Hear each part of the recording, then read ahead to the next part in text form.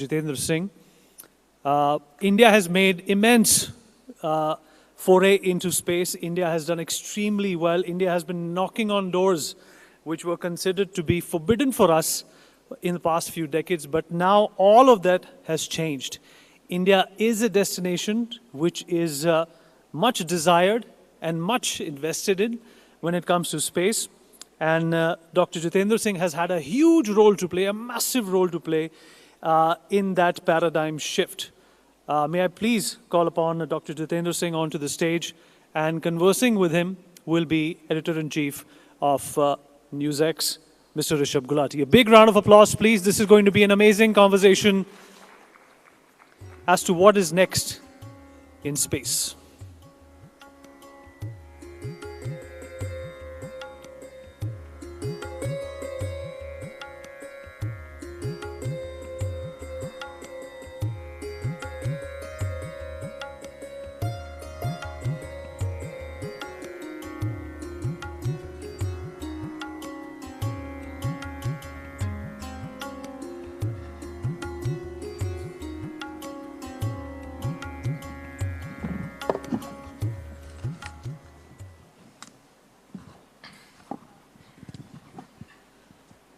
All right, let me do an introduction first. Ladies and gentlemen,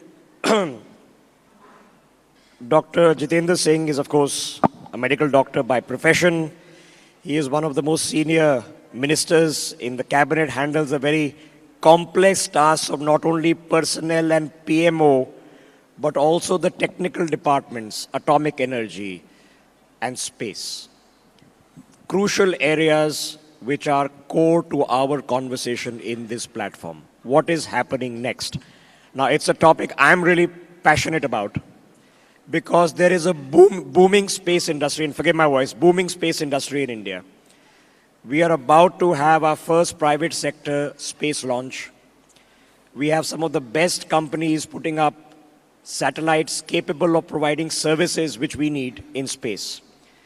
We have now identified through our in-space program and a policy that has now been formalized to open up the resources of our space organization, ISRO, which of course famously landed on the south pole of the moon about 18 months ago, to the private sector. We are setting up a second launch facility in Tamil Nadu and a whole host of fascinating things. Now, we can talk to Jitendra Singh ji about health, because, sir, we did the session on nafrithromycin. Oh, yes. Right before this. Oh. Nafrithromycin is an antibacterial developed in India that treats all the drug-resistant bacteria, which is, of course, a major problem.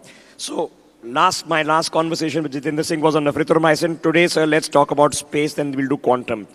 What's happening about next in space? We know there is a manned mission being planned. We know that there are dreams to go to the moon. What's going on, sir? No, thank you. Thank you at the outset. Thank you, Rishabh, for having me over here. And I must compliment for this beautiful conclave. I think possibly the first of its kind over here.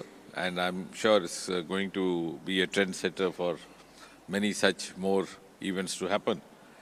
And it's going to lead us to a number of valuable conclusions to follow up with. Now, yes, let me pick up by complimenting you for doing a session on nafrithromycin, as you said right before this. And just to add to what you might have already discussed, is that earlier to this, all the antibiotics that were being marketed in India underwent their trials, and also the salt was developed outside. Of course, we got it here, we manufactured it, marketed it, but this was one such antibiotic which was indigenously developed, tried, and I'm proud that I'm associated with the Department of Biotechnology which did that, right from the first antibiotic that we had somewhere in the late 90s, the penicillin, which was founded by Alexander Fleming and was rated as queen of drugs. The successive generations were actually alien. So we have actually opened up into a new arena in the medicinal drugs as well. And of course, that's a beautiful example of public-private participation, because all the trials and the salt was developed in the public sector, as he said, the Department of Biotechnology. And then they partnered with a private pharma house called Wocards. So having said that... So the head of BRAC was here to discuss this, yes. Oh, that's fine, that's fine. So you want me to talk about space? Yeah. Yes, I do, sir. So, see, I think what is amazing, the space story of India is in itself going to be a case study in the years to come.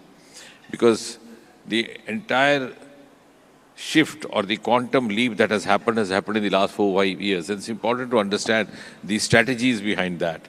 I mean, before I come to the future missions, because, and of course, some of the recent missions that you referred were amazing, because ISRO, the Indian Space Research Organization, was established in the year 1969, which has gone down in the history as the year when the US landed its first human being on the surface of Moon, Neil Armstrong. And ISRO was just being born. But today they have landed on the southern pole of Moon before anybody else. But what has gone behind this is something which is, I think, a subject of research, because for 60, 70 years, ISRO was predominantly depending on the government sources, and therefore not able to exploit to the maximum extent the potential, the talent, and the capacities and the human resource available to us. And the human resource was available. If you go back to the archives and see the pictures of Sarabhai carrying some of his goods on the carriage of bicycle, you would understand against what constraints he was determined, or his team was determined to work. And therefore, the turning point happened when a few years ago we put this across to Prime Minister Modi, and I think it's time to acknowledge him for his personal intervention. He allowed us to open up to the private sector. Because if we have to actually move on from where we are today and also meet the global benchmarks, then we have to follow the global strategies. And we always drew parallel with NASA without realizing that NASA never depended primarily on the government source. I mean, most of its resource was non-government. So for the first time, when we gave up that inhibition or broke that taboo of the past, which media fondly also described as unlocking of the space sector of India, we have a huge, huge investment from the private sector, even the FDIs, which have been allowed, which has been liberalized in case of space. And the result is that our first generation startups are not only world-class, but they have turned into massive Okay, so I'll plug them, because Srinath and Tanveer and Agnikul, Bellatrix, Dejantara, Pixel, all of them were here, sir, this morning to have these conversations, and they were sitting with Mike Massimino of NASA, and Oleg has been here. He's of course from Russia. He's a cosmonaut.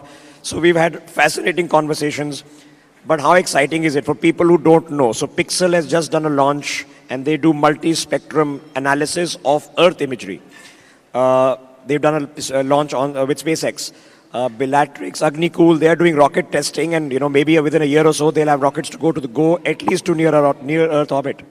Yeah, the other one which also came almost at the same time, the Skyroot have set up actually a rocket factory close to the Hyderabad airport. So that means there was huge amount of potential which was not finding the right kind of outlet or the right kind of enabling milieu which has been provided now. And now that it is there, I mean, I think the best testimony is that we had this European Union delegation over here in Delhi these days. You've just come from the meeting, and I know some of it's off the record. And I believe the Prime Minister has spent several hours. So Absolutely. This is something we are taking very seriously. Yeah, but what I was going to tell you is that this morning itself, I happened to be with the commissioner responsible for space sector. Right. And he said that 21st century is going to be the century of space, and India is going to occupy that space.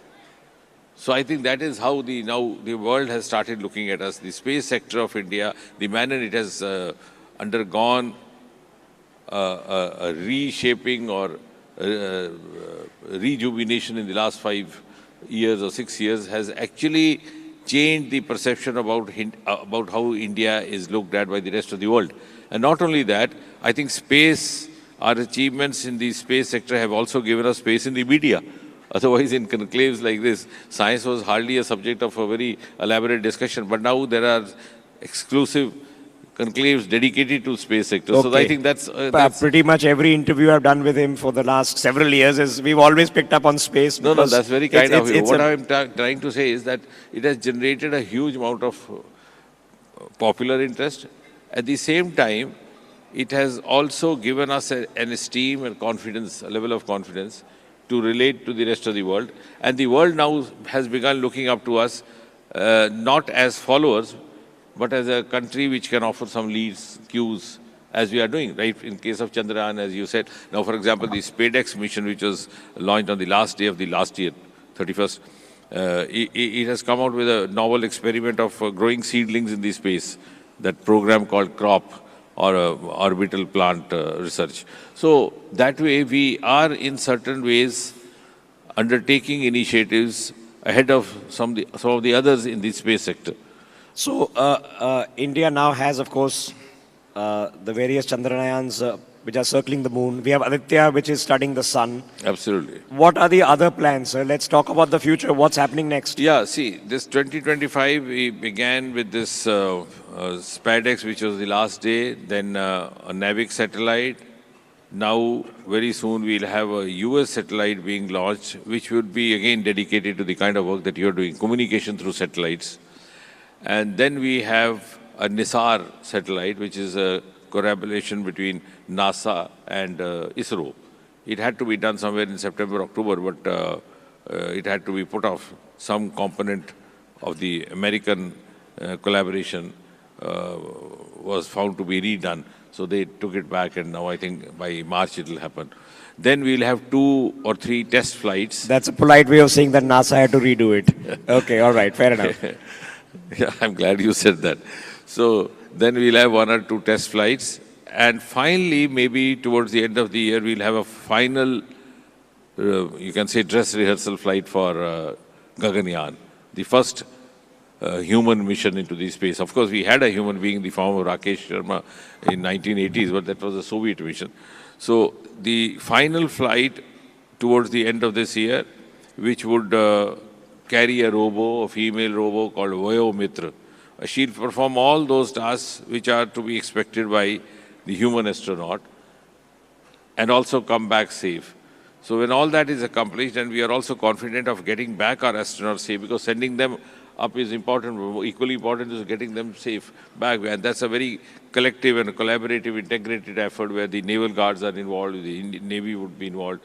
So when all that is accomplished, then hopefully in the beginning of next year, or maybe towards the middle of it, an actual human mission will happen. Okay, so... And then if you talk of the calendar, then 26 hopefully would be marked by Gaganyaan, 27 with Chandrayaan 4, which will have that docking Tell us something. Chandrayaan 4 is now. What's the next mission? We've docking done and South Pole. What's next, sir? docking and docking, Okay. which will do docking and docking, also collect the samples which are already there in Chandrayaan 3.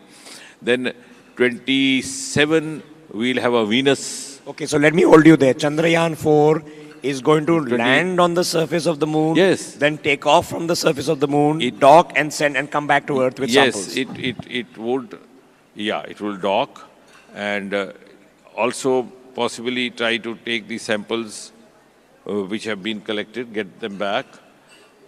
And that's why our SpaceX was very important, because it's a huge bearing on the successful accomplishment of our subsequent missions. Chandrayaan 4, of course. Venus, of course, is going to happen in 28. But when we are also planning an international space station, indigenous space station, Yes, called Bharatiya Space Station by 2035. For that also docking and docking will be very important, because you have to make the astronaut move in. Not only that, docking and docking also comes into application when, for example, you want to supplement the payloads, or you think a satellite is doing a good job, you don't wish to get it back, you want to prolong its life. Okay, so... And by 2040, I think, will be the landmark year when actually an Indian astronaut lands on the surface of the moon. So, ladies and gentlemen, you sort of heard it here. This is not next month's plan. This is a plan for the next 15 years.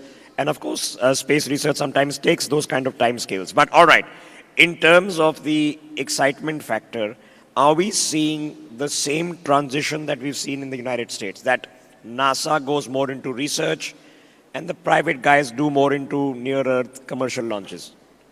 Is that what we're going to see, sir? Yeah, see, gradually we are now very new to the private sector, but of course we have the communication satellites, the navigation satellites, and we also have the Earth observatories, and the private sector is gradually now, entering in. So I hope the manner it evolves will move in that direction. But of course, there is a fascination in sending up these rockets, and it sounds a little romantic also, but equally, I think accomplishing is our Earth observatory satellites, which have given us a kind of an esteem of being a country more accomplished in disaster preparedness compared to several other countries.